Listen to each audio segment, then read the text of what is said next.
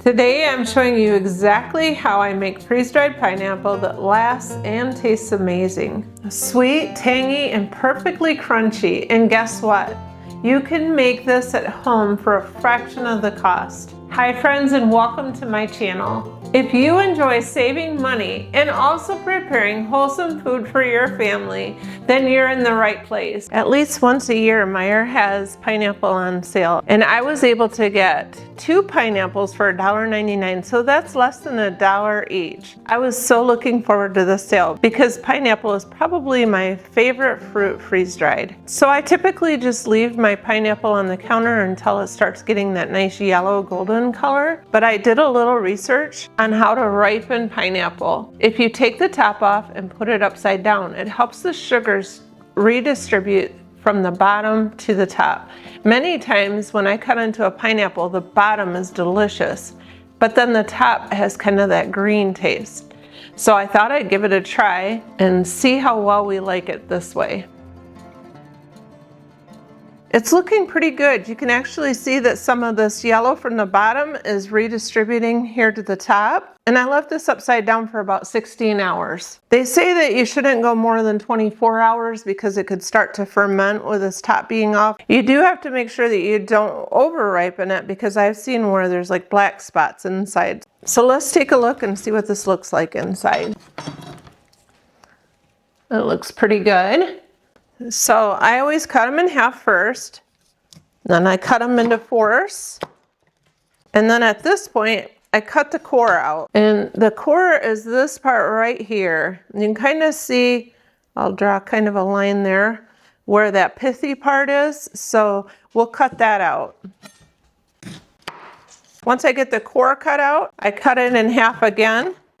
And that makes it easier to peel this outer layer. So I just go in with my knife, and of course always be careful when you're working with your knives. So I just cut along, making sure that I get all of that peeling off. And then I clean up anything that might still be on there. These are just like little seeds. There. This is a matter of preference, but what I do is I cut this one more time. And then I cut it this way. And that way it makes smaller pieces. And this is the size I cut them to. It's a nice bite-sized piece. I'm gonna see what this tastes like. I'm gonna try the bottom and the top and just see, because you can obviously see the bottom is still much sweeter, but let's see what they taste like. I probably should try the one that's not as ripe first. I think it definitely helped. It's much sweeter than it normally is. So I would probably do this again. And the bottom of the pineapple is much sweeter, but I would still do this because it does help distribute the sugars in throughout the whole pineapple. So I have 18 pineapples here to work on, so I better get busy. I got all of the pineapple cut up and on the trays. And this is how full I fill my trays. I'll be putting 5 trays in today, and the other 2 will go in the freezer. I forgot to record it, but I pushed start on here, so now the vacuum chamber is cooling. So I have the drain valve closed and a bucket for the water to go into.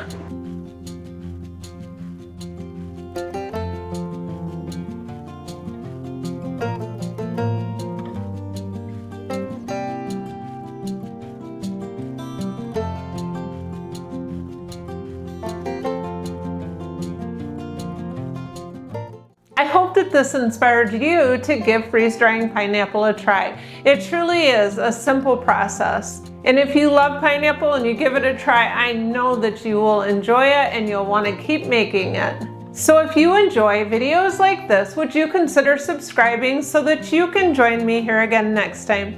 I hope that you're all having a blessed day. Bye for now.